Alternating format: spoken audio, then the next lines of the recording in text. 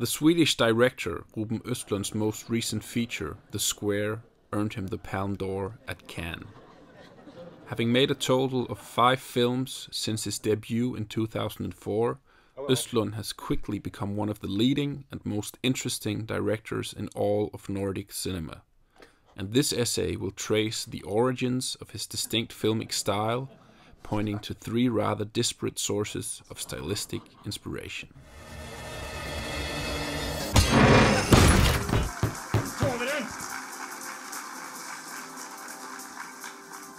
From Mauritania, Timbuktu, and from Argentina, Wild Tales. We're dead.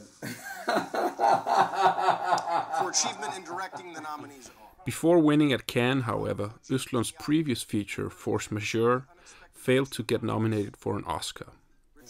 In the short video titled "Swedish Director Freaks Out When He Misses Out on Oscar Nomination," Östlund watches the nominations for the 2015 Oscars live with his producer Erik Hemmendorf from a hotel room in New York. The entire scene is documented by the web camera of their computer as they wait to learn whether or not their film will get nominated. When it turns out that they don't win the nomination, Östlund delivers on the promise of the title of the clip as he walks off screen and has some sort of breakdown while his producer instructs him not to undress.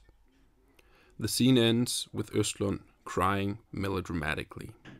Nej, ta inte av dig, ta inte av dig, sitt,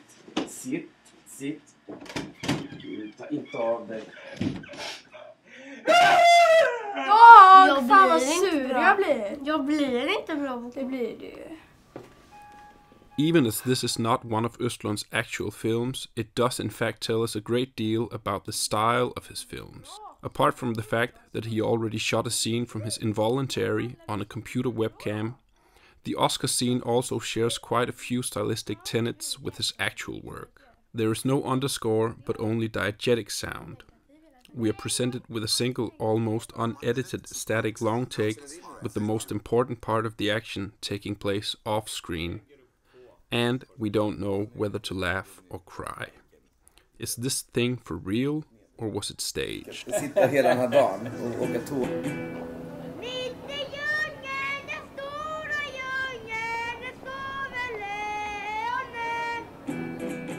Even as Östlund's style is rather consistent from film to film, each new film has broadened the director's stylistic palette. His debut feature, Guitar Mongol, or The Guitar Mongoloid, is perhaps his most stylistically stringent film. It is structured as a mosaic of unrelated stories, and each scene is presented in the same way. No cuts, no camera movements, no nothing.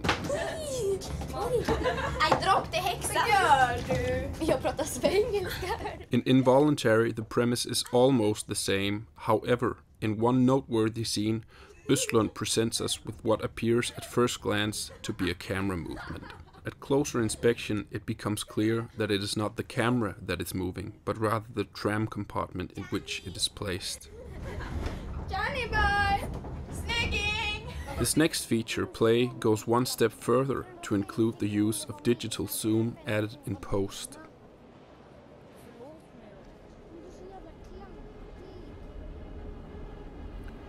And with Force Majeure, he varies his stylistic choices way more, even if there's still a marked preference for long takes, and the same is true of The Square.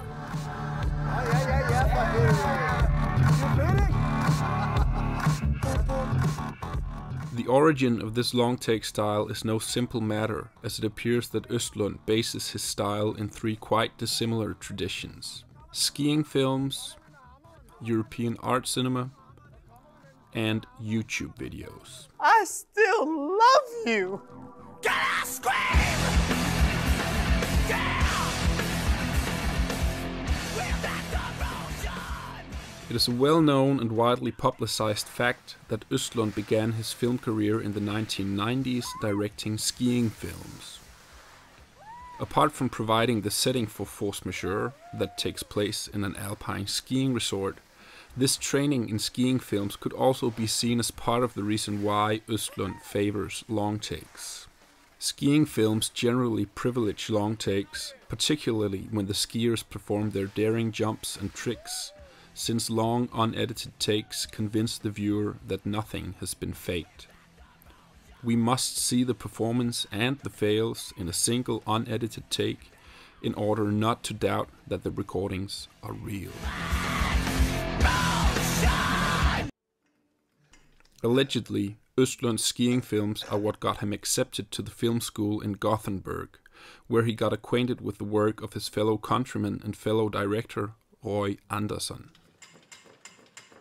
Andersson's style is also characterized by a favoring of unedited long takes, and generally the long take is commonly associated with certain strands of European art cinema.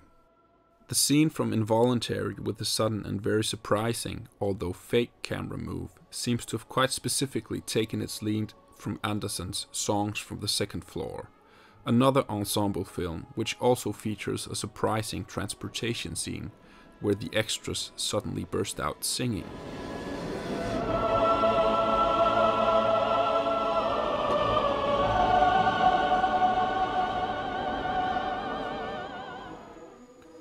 Yet another possible source of influence is Michael Haneke's Code Inconnu, also an ensemble film which features a similarly shocking scene in the Parisian metro where two young men harass a middle-aged woman.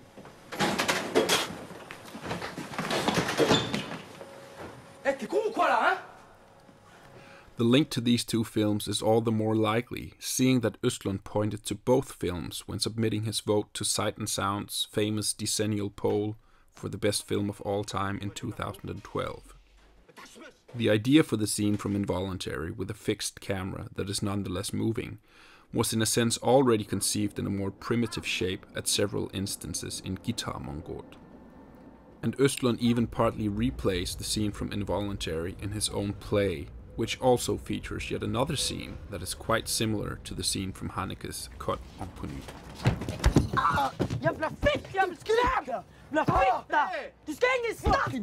And I also saw Bicycle Thieves by Vittorio De Sica. And this film was a film that Roy Andersson was talking a lot about when I was in film school. Not only has Östlund been invited by Sight and Sound to vote for the best film ever, he has also been invited by Criterion into their vaults to select some of his favorite films from their collection. However, Östlund knows that he does not feel comfortable being there since he does not consider it his background, having made skiing films. This is actually not the most, comfortable place for me, since I'm actually not from the kind of background of film history. I started making ski films.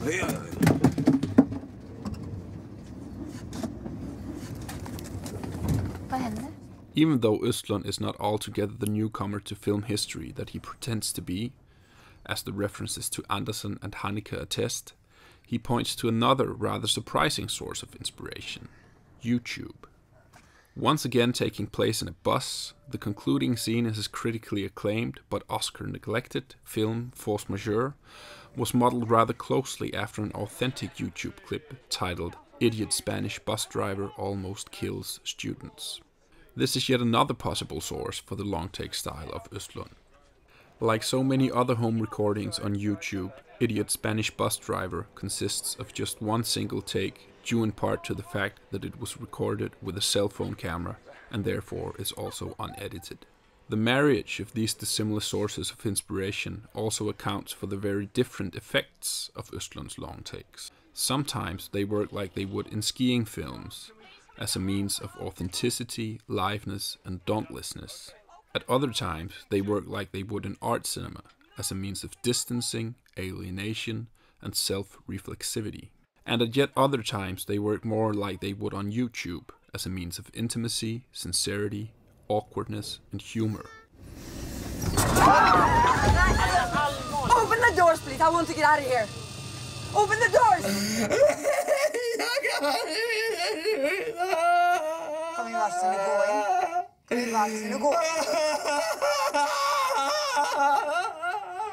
Yet another scene from Force Majeure was also inspired by a YouTube clip called Best Cry Ever, consisting of a short scene from a reality show.